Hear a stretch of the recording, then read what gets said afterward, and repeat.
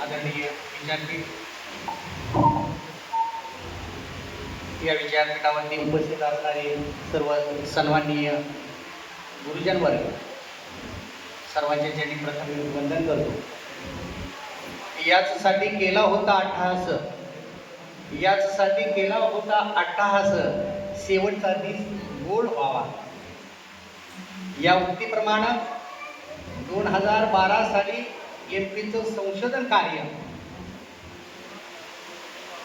सुरू करून त्या संशोधन कार्याला पुस्तक रूपानं मूर्त रूप देण्याचा योग आज तिलोरे सर यांना लाभलेला आहे.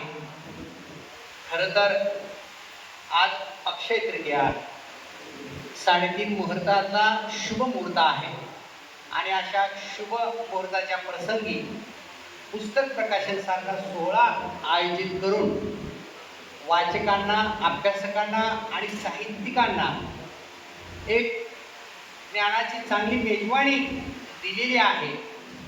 या संदर्भातलं सुतोवाचन श्री शिवाजी शिक्षण प्रसारक मंडळाचे सचिव सन्माननीय आदरणीय श्री हर्षदादा तनपुरे साहेब यांनी आता केलेला आहे. खरं तर या पुस्तक प्रकाशनाचा समारंभ साजरा होत असताना 3 गुरु इथे उपस्थित आहेत.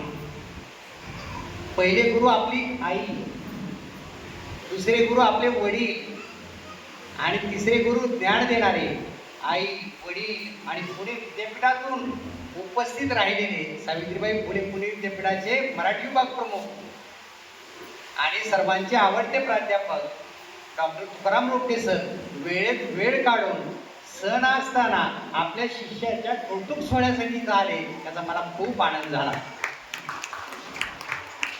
त्याचबरोबर सरांचे सहकारी प्राध्यापक, बेलापूर महाविद्यालयाच्या आदरणीय प्राचार्या, ज्यांच्या अध्यक्षतेखाली हा कार्यक्रम संपन्न होतो आहे, अशा महाराष्ट्रातील सुप्रसिद्ध कवयित्री आणि व्याख्यात्या, प्रसिद्ध वक्त्या प्राचार्या डॉक्टर गुंफाताई कोकाटे मॅडम, त्यांचे मिस्टर इथं आहे महाराष्ट्र पोलीस अकॅडमीमध्ये, ते PSI म्हणून वायरलेस सेक्शन सांभाळतात, आदरणीय गीताराम गायकवाड साहेब हेही उपस्थित राहिले. आणि आपण सर्वजण साहित्यावर प्रेम करणारे, तिलोरे कुटुंबियावर प्रेम करणारे मंडळी इथं उपस्थित राहिलेला आहात, मला खूप आनंद होतो आहे. खरं तर आज हे जे पुस्तक प्रकाशित झालेलं आहे, पुस्तक आणि लेखक याचं वेगळं नातं असतं. खरं तर लेखक लिहित असतो आणि त्याच्या माध्यमातून प्रसूत होणारी जी साहित्यकृती असते ती त्याचं अपत्य असते.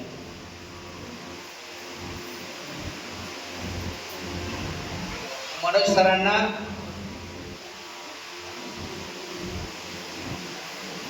हे आता दीक्षांत आणि तीक्ष्णा प्रमाणे हे तिसरं अपत्य आहे आणि त्या अपत्याचं कौतुक होणं अपेक्षित असतं आणि ते लिहिण्यासाठी प्रेरणा, प्रोत्साहन आपल्याला देत असतं. सर ही सुरुवात आहे. खरं तर राहुरी कॉलेजचं खूप भाग्य आहे आणि राहुरी कॉलेज खूप हुशार आहे. अगदी चाणाक्ष तज्ज्ञ प्राध्यापक तिथं कार्यरत आहेत. MA, BEd, MPhil, PhD, SET, NET, तबल्यासारख्या वाद्यामध्ये संगीत विशारद पदवी प्राप्त केलेले, एवढेच नव्हे तर शास्त्रीय संगीतातील चरित्रावरती संशोधन PhD कार्य केलेले अशी हुशार माणसं एक आपल्याला लाभलेली आहेत. कमी वयामध्ये खूप मोठं कार्य उभा करतायत. हे संस्थेच्या दृष्टीनं आणि आम्हा समाजाच्या सर्वांच्या दृष्टीनं ही खूप आनंदाची गोष्ट आहे. नाहीतर एकदा माणूस लागला, PhD मध्ये प्रवेश केला, मग आतला आणि बाहेरचा असा वर्ग सुरू होतो, पण आतमध्ये जाऊनही लिहिण्याची ऊर्जा अखंड ठेवणं हे कौशल्य असतं, हे जपावं लागतं. हे कार्य इथं केलेलं आपल्याला दिसून येतं आहे. खरं तर माझ्या अगोदर सर्व वक्त्यांनी या ग्रंथासंदर्भात आपलं भाष्य मांडलेलं आहे. एकंदरीत 5 प्रकरणामध्ये या पुस्तकाची विभागणी झालेली आहे. व्यक्तित्व, कृतित्व, समाज चिंतन, उपसंहार, परिशिष्ट आणि संदर्भ सूची, त्या संदर्भ सूचीमध्ये आधारभूत ग्रंथ म्हणून युवा फरारी नजुबाई गावित यांची कादंबरी, संदर्भ ग्रंथ, वर्तमानपत्रातील संदर्भ सूची, नियतकालिकाची संदर्भ सूची, अप्रकाशित ग्रंथाची सूची, अशी सगळी जंत्री तिथं आपल्याला पाठीमाग जोडलेली दिसते आहे. एकंदरीत 104 पानांचं असणारं हे पुस्तक नव्या अभ्यासकांसाठी, संशोधकांसाठी दिशा दाखवताना आपल्याला दिसून येत आहे. खरं तर हा जर आपण हॉल पाहिला तर आदिवासींचे जे क्रांतिकारक आहेत, 11 क्रांतिकारक इथं आपल्याला बोलत आहेत. 9 ऑगस्ट जागतिक क्रांती दिवसाच्या निमित्तानं या सर्व आयडॉलचा आपण आदर्श घेत असतो. या संदर्भातला डॉक्टर तुकाराम मुंडे सर यांचा आमचे आयडॉल हे आहेत, आमचे खऱ्या अर्थानं आयडॉल. स्वातंत्र्यासाठी प्रांत हातावर घेऊन भरारी या भूमिकेत नव्हे तर भरारी या भूमिकेमध्ये कार्य करणारे हे सगळे स्वातंत्र्याचे नायक आहेत आणि आमची प्रेरणास्थान आहे. आणि या संदर्भातली कथा इथं आपल्याला येताना दिसते आहे. 10 जानेवारी 1950 रोजी नजुबाई गावित यांचा जन्म बोडरीपाडा, जिल्हा धुळे येथे झाला. नजुबाई गावित मॅडम यांना आणण्याचं पहिलं कार्य तुकाराम मुंडे सरांनी पुणे विद्यापीठामध्ये केलं. त्यांना ते तिथं घेऊन आले आणि ज्यावेळी सरांनी कार्यक्रमाला पुणे विद्यापीठामध्ये त्यांना घेऊन आले, त्यांची जी बोली होती, भाषा होती, ती भाषा त्या युवा फरारी या कादंबरीमध्ये उमटते आहे. आणि ती भाषा आहे डांगी भिलोरी बोली. डांगी भिलोरी बोली या लोकभाषेतले संवाद खूप मनाला वेधून घेतात. ज्यावेळी त्या बोलत होत्या त्यावेळी त्यांची भाषा ऐकणाऱ्याला कळत नव्हती. त्या म्हणाले, ज्याची भाषाच आमची ऐकणाऱ्याला कळत नाही, आमच्या वेदना, आमचा संघर्ष, आमची जीवन कहाणी त्यांच्यापर्यंत कशी पोहोचणार. आणि अशा लोकांना बोलतं करण्याचं काम, व्यासपीठावर उभा करण्याचं काम आणि साहित्यामधून त्या साहित्यावर चर्चा, चिंतन, चिकित्सा करण्याचं काम रुमटे सरांनी केलं, संशोधकांनी केलं. आणि हे कार्य आपल्याला ते पुढं नेताना आपल्याला दिसून येत आहे. एकंदरीत भूमिहीन, शेतकरी, धरणग्रस्त इत्यादींच्या लढ्यात त्यांनी नेहमी एक सामाजिक कार्यकर्त्या म्हणून सहभागी झाल्याचं आपल्याला दिसून येत आहे. नजुबाई गावित ह्या हिंदुस्थानातील नव्हे तर जगातील पहिल्या आदिवासी स्त्री लेखिका आहेत. आणि अशा जगातील पहिल्या आदिवासी स्त्री लेखिकेनं लिहिलेले जे साहित्य आहे ते म्हणजे 1997ला प्रकाशित झालेली त्यांची आत्मचरित्रात्मक कादंबरी तृष्णा असेल किंवा त्यांचं 2013 साली प्रसिद्ध झालेला नवसा भिल्लिनीचा एल्गार नावाचा कथासंग्रह असेल. परंतु चर्चेला आलं ते म्हणजे 2008 साली प्रसिद्ध झालेली कादंबरी ती म्हणजे भिवा फरारी. ही भिवा फरारी कादंबरी ही त्यांना जे सभोवताल पाहिला, जगणं पाहिलं, आदिवासींची संघर्षगाथा पाहिली, वेदना पाहिली, ती इथं सत्यकथन प्रामाणिकपणे या कादंबरीमध्ये आपल्याला केलेलं दिसून येत आहे. आदिवासींचे सर्वंकष भावविश्व या कादंबरीमध्ये साकारलेलं आहे. त्या कादंबरीची मूलभूत चिकित्सा, संशोधनात्मक मांडणी आणि प्रत्येक प्रकरणामध्ये घेतलेल्या बारकाव्याचा तपशील म्हणजे हा आजचा प्रसिद्ध झालेला भिवा फरारी स्वरूप आणि समीक्षा हा समीक्षा ग्रंथ आहे. या समीक्षा ग्रंथाला मलपृष्ठावरती अभिप्राय डॉक्टर नंदकुमार उदार सर समीक्षक यांनी इथं नोंदवलेला आहे. मित्र कशा असावे, मित्र कसे जपावे, मित्रांनी मित्रासाठी कसं उभा राहावं, नाहीतर खंजीर खूप असणारे खूप आहे जाधव सर, असे मित्र इथं लावले.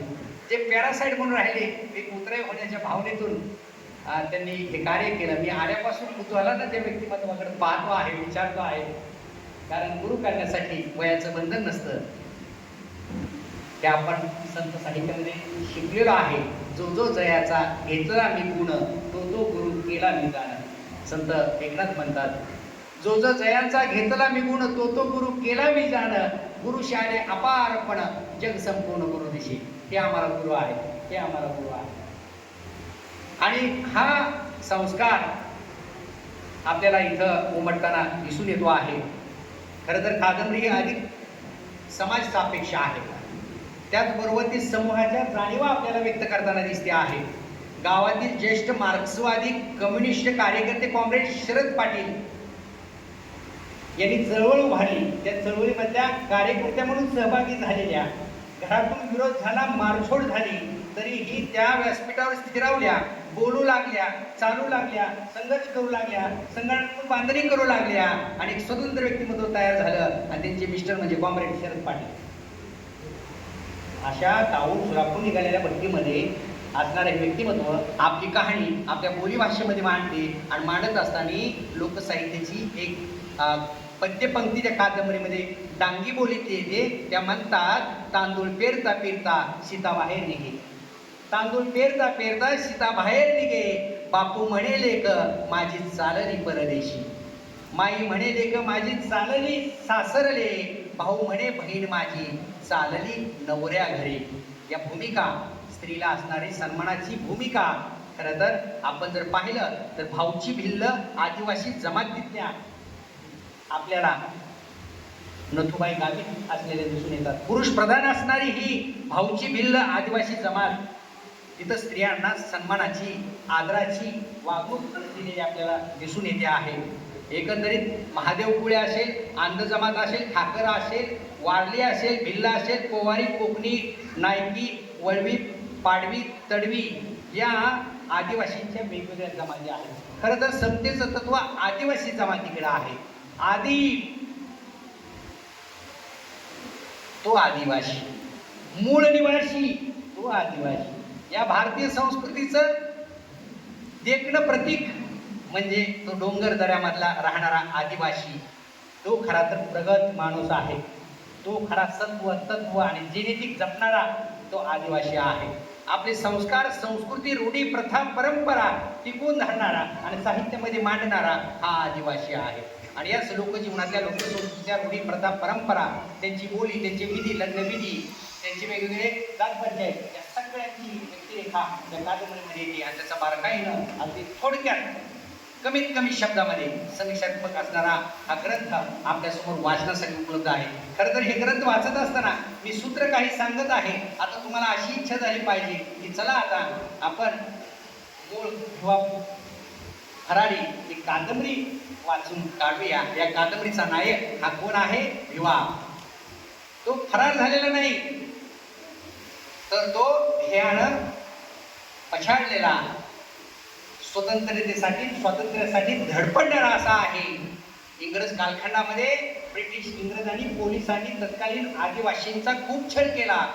त्यांना अन्न पाणी दिलं नाही, बंदुकीच्या गोळ्या झाडल्या, त्याच्यावरती बाण मारणारे हे होते.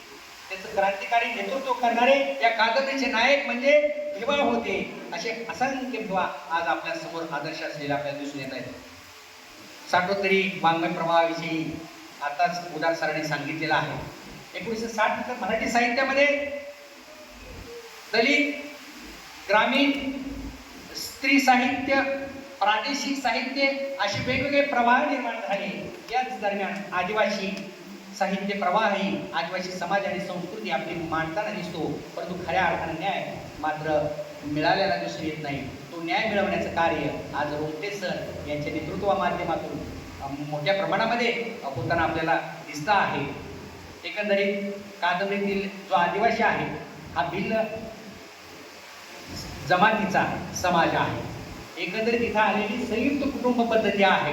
म्हणजे खरं तर आम्ही पाश्चात्यांचं अनुकरण करतो, परंतु हे जे मूळ आहे, सत्व आहे, ते आमच्या जवळच आहे, आमच्या डोंगर दऱ्यामध्ये लपलेला आहे.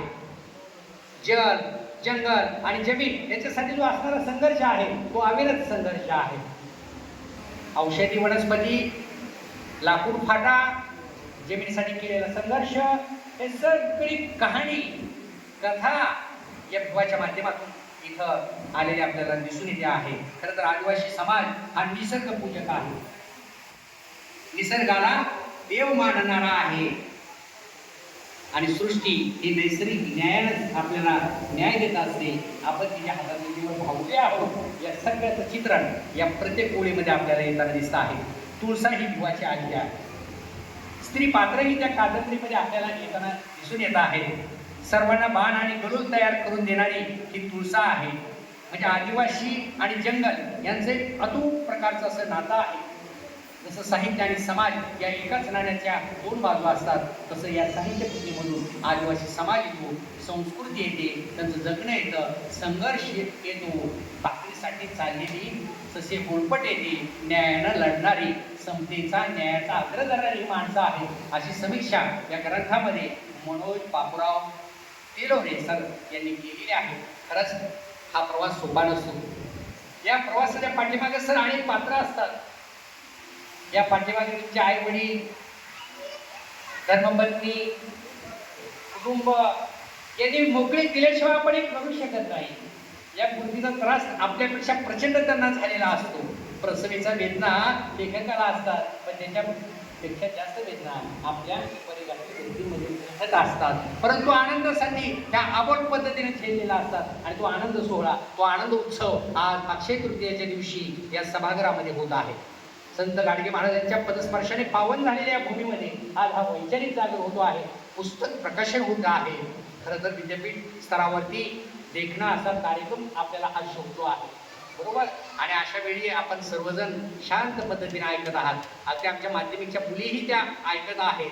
तुम्ही हे वाचत चला, पुस्तकांशी खेळत चला, पुस्तकाच्या पानाला चाळत चला, कारण पुस्तकामधूनच माणसं वाचता येतात आणि पुस्तक घडलेली माणसं खूप खूप मोठी होतात. पुस्तकच खरे मित्र असतात. पुस्तकच आपले चुकणारे पाऊल सावरत असतात. पुस्तकाच्या गराड्यामध्ये सुरक्षित वाटत असतं. पुस्तकामध्ये केलेली गुंतवणूक सर्वाधिक व्याज देत असते. म्हणून घरामध्ये असावं देवाचं घर, घरामध्ये असावं देवासाठी पाठ, तसं असावं घरामध्ये ग्रंथासाठी कपाट, आणि त्याच्यामध्ये असावा तेलवरे सरांचा हा ग्रंथ किंवा फिरावी आणि वाचन संस्कृती जुळावी, असा हा सन्मानाचा योग घेतला. राहुरी कॉलेज, त्यांचे सर्व सहकारी, सन्माननीय सर्व सल्लागार मंडळ आणि सर्वांचं अभिनंदन आहे की असे गुणसंपन्न व्यक्तिमत्व आपल्या महाविद्यालयामध्ये आहेत. येणारा काळ खूप आपल्याला उज्ज्वल आहे. समाज घडवणं हे आता लेखकाच्या, तुमच्या, आमच्या हातात आहे. आपण खूप चर्चा केली, परंतु खरं तर जे काही 5-6 व्यक्तिमत्व असतात समाजाचा आधारस्तंभ सांभाळणारी, त्याच्यामध्ये तेलवरे सर आहेत. नक्कीच आपण त्यांच्याकडून खूप खूप अपेक्षा करू, त्यांना शुभेच्छा देऊ आणि लांबलेलं ग्रंथभाष्य आता मी थोडं आवडतं घेतो आणि आपले सर्वांचे आभार मानतो.